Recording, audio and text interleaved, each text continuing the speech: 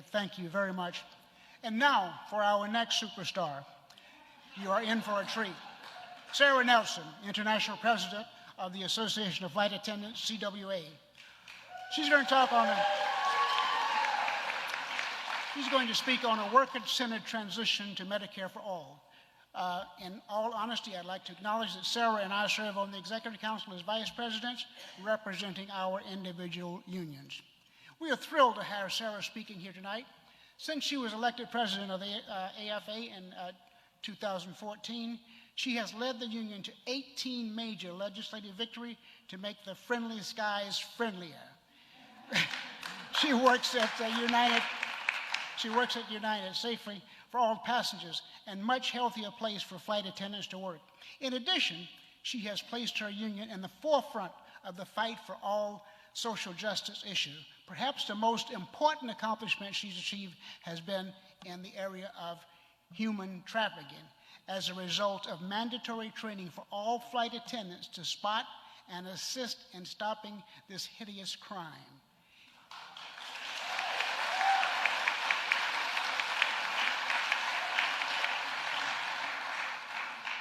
In 2019, the New York Times called her the most powerful flight attendant in America for her role in ending the 35-day governmental shutdown. She has earned her place as one of the top 50 badass women leaders in the country. That was stated, of course, by InStyle magazine. And we're proud to call her our true hero and a badass fighter for Medicare. Sara is no newcomer to our fight. She started her career back in 1996 as a flight attendant, and she has been a progressive labor leader ever since. So if you'd give her a nice union welcome, I'd appreciate it. Sara, come on down.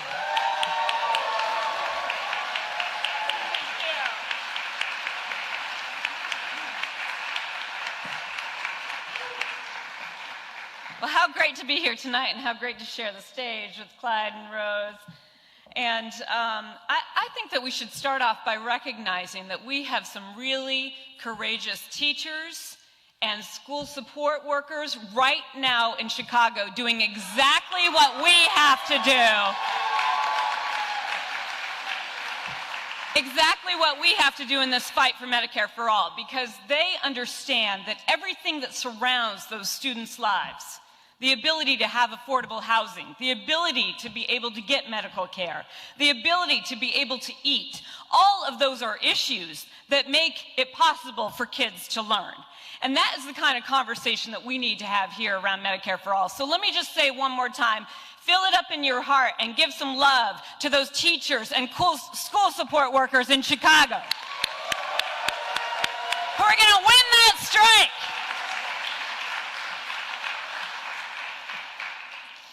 So I come to you as someone who was born here in Oregon.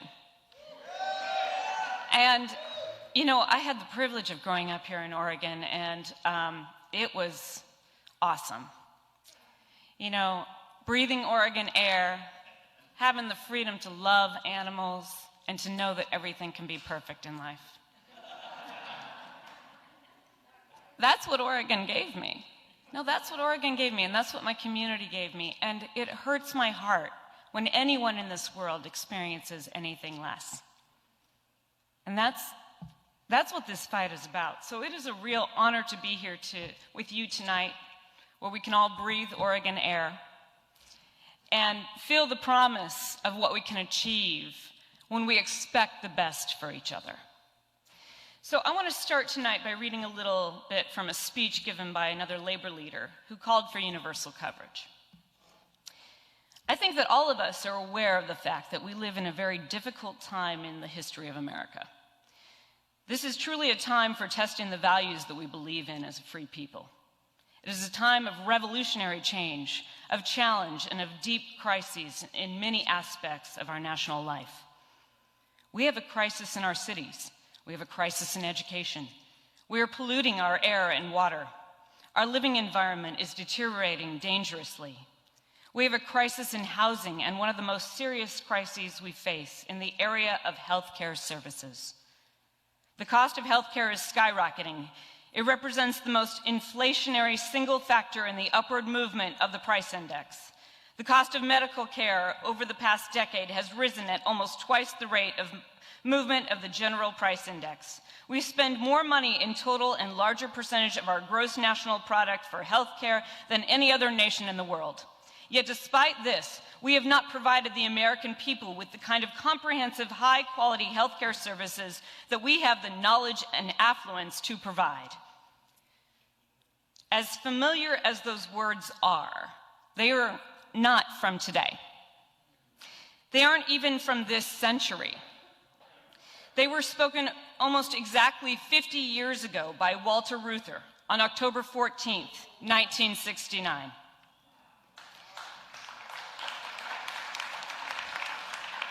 Now, I think Reuther would be horrified to see that 50 years later, we still haven't achieved the dream he pushed forward of a national single-payer system.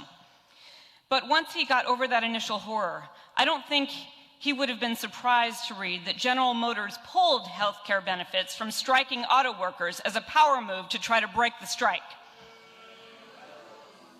And I think he would be furious to hear Democratic candidates for president standing on a stage and using union members as a wedge to argue against creating a national single-payer system. Whether Reuther would have been furious, and I'm sure he would have been, I can tell you for sure that I am furious. Let's start right at the top. When someone stands in front of the country and says that single-payer is a threat to those with great union plans, I want to scream. Fucking coward, sorry, okay.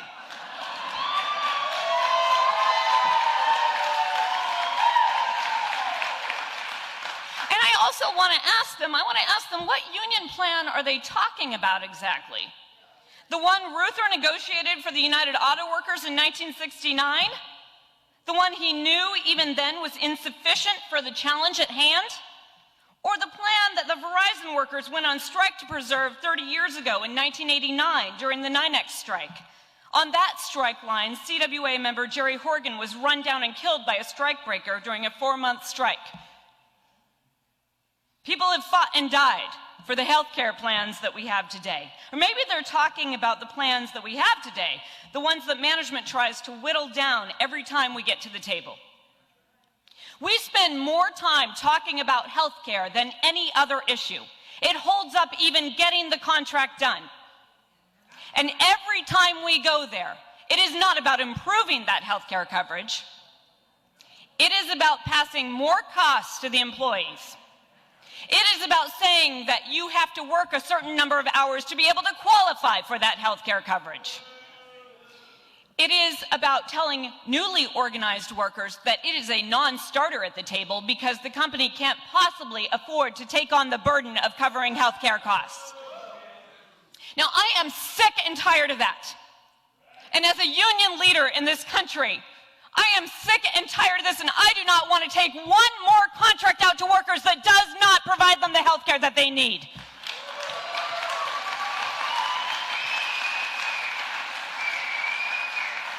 Or are they talking about the plan that GM stole out from under the grandchildren of Walter Reuther's members as a tactic to break their strike? Which health care plan are they talking about? You cowardly politicians. Because I'm going to tell you, every single one of them who tells me that we can't get Medicare for all does not say it is not what we should aspire to. They say that politically we cannot get Medicare for all.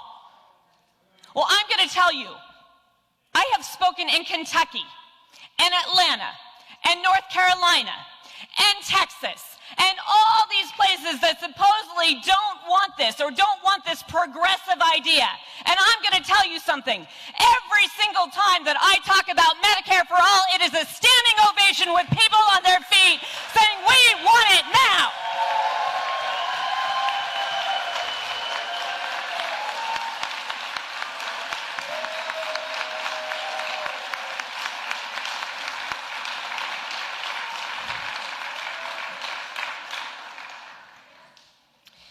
So why do the plans keep getting more expensive while the benefits keep getting worse? The reason was the same in 1969 as it is today. Reuther said, "I will be sitting down at the bargaining table representing UAW members next year with officers of some of the largest corporations in America, General Motors, Ford, Chrysler, and others. We will be bargaining about healthcare services. But we have learned that for almost every additional dollar we bargain and we pay for, we wind up with far less than a dollar's worth of improved care services. Much of our money goes to subsidize inappropriate forms of care and the inefficiencies, gaps, and waste in the present non-system. In 2019, the American healthcare industry will soak up $500 billion in administrative costs. According to the National Academy of Medicine, more than half of that is unnecessary. $258 billion this year alone. According to the Journal of the American Medical Association, that unnecessary administrative spending is part of an enormous amount of wasteful spending. Their study found that $760 billion per year, between 20 and 25% of total healthcare spending, is thrown away. That's more than we spend on the military, more than total spending for public education. And while we're throwing away hundreds of billions in wasteful and duplicative spending, health insurance companies are walking away with billions in profit. And massive hospital corporations are consolidating the market while squeezing more profits everywhere they can. Caregivers should be able to give care. They should not be asking for permission from insurance companies.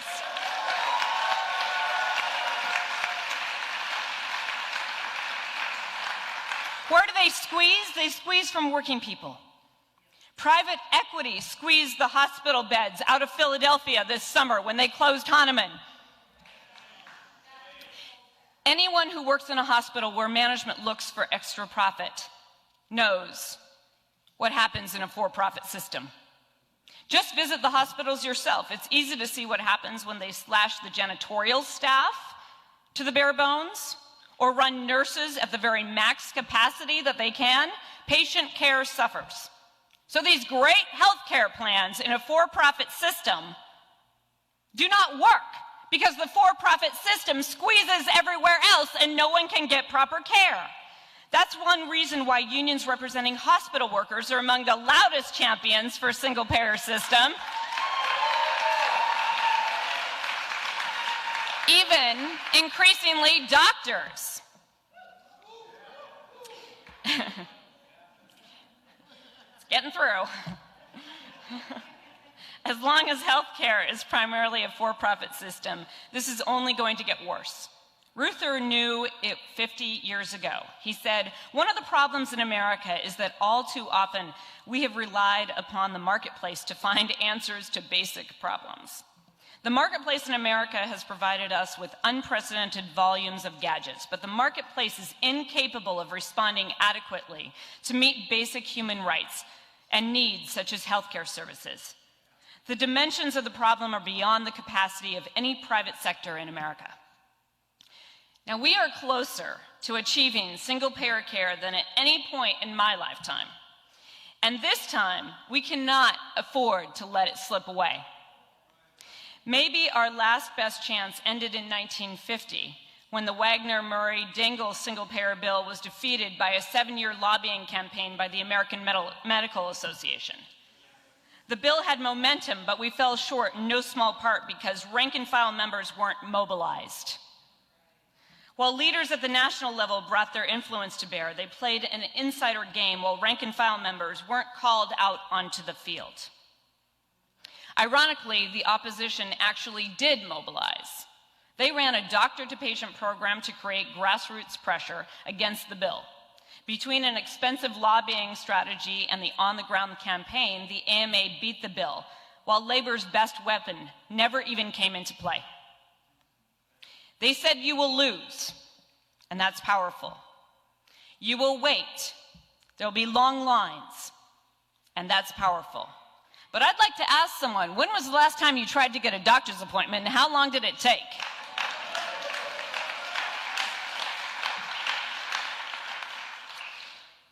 The truth is, too many people are dying. Too many people are hurting. and the American public knows this. It's time to finish what we started then. It's time to make good on the promise that Walter Reuther fought so hard to achieve. And in our unions, we know this. We know that we're on the front lines of setting the standards in our contracts. We know this when we fought for LGBTQ rights in our union with AFA. We fought for those domestic partner benefits in our contracts, and then we testified in those San Francisco city hearings where we won that as a city ordinance on the road to marriage equality. That started with our contracts, but we didn't stop until we got the right across America. And that's what we have to do here. And that's why our union has endorsed Medicare for all, and why we will fight to achieve the dream of single-payer health care for every single American where it comes as a human right. Now, I want to be really clear. We have to be clear with people about this transition, because those talking points have been powerful and have been ingrained into people. And that is why you have these cowardly politicians saying that this is not politically possible. Because they have the pollsters, who also get their money from the healthcare industry, asking the questions of people in such a way that makes them say, I don't want to lose my doctor. I don't want to have long lines. So we have to talk about the transition that Bernie Sanders has talked about.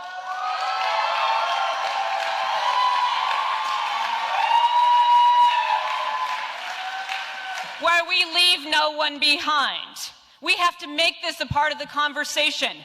I will tell you, when I talk to building trades members, they do not say, I love my health care plan. They say, I don't have it when I don't have work in the off months. But do they want to have the value of what their union has negotiated back in their pockets? Yes, they do, and yes, we can.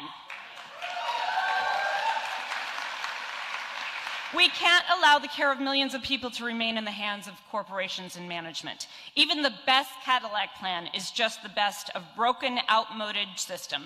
Reuther said, we need to recognize that we have a kind of Model T healthcare system, and that the Model T is not adequate to meet the healthcare needs of the space age. I think it is important we understand that the system does not need simply a tune-up or a new set of spark plugs. We ought to take the old Model T system out and put it in a museum where museum pieces reside peacefully with the past.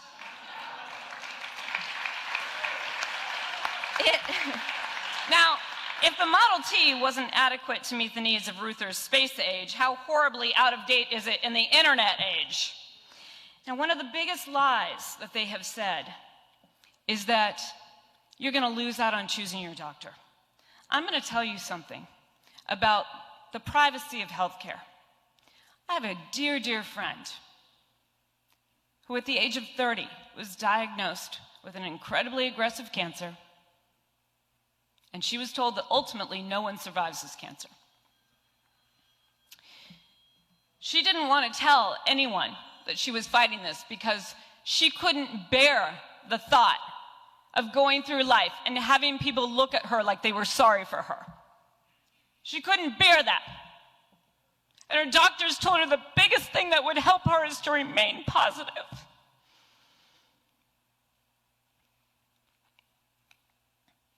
So she had a mother-in-law who could pay for the costs of her care. And she is alive today, 5 years later, when another flight attendant with the same disease was dead in 6 months. The idea that people have to get care and go to GoFundMe to get that care and display their private battles with their own health care in order to get that care is atrocious. It is sick. It is cruel. And it does not allow people to live. We cannot allow this to go on. We have to talk to people every single day. We cannot be afraid of this conversation. I will tell you, When you step into a room, when you step into a church, when you step into a PTA meeting, when you step into your union hall, do not be afraid of this conversation. Do not think that you have to tiptoe your way in. People are hurting everywhere. They know this system sucks. They know it in their own lives. They have people who have died. They have people who are hurting, and they want answers, and you have it for them.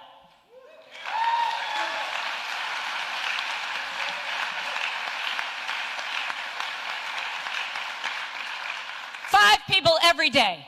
Have that conversation. 5 people every day. We're going to get this done. We're going to have this conversation. We're going to help people understand that when working people stand together, there is nothing that's going to stop us. There is nothing that's going to move us until we get this right. Medicare for all, let's get it done.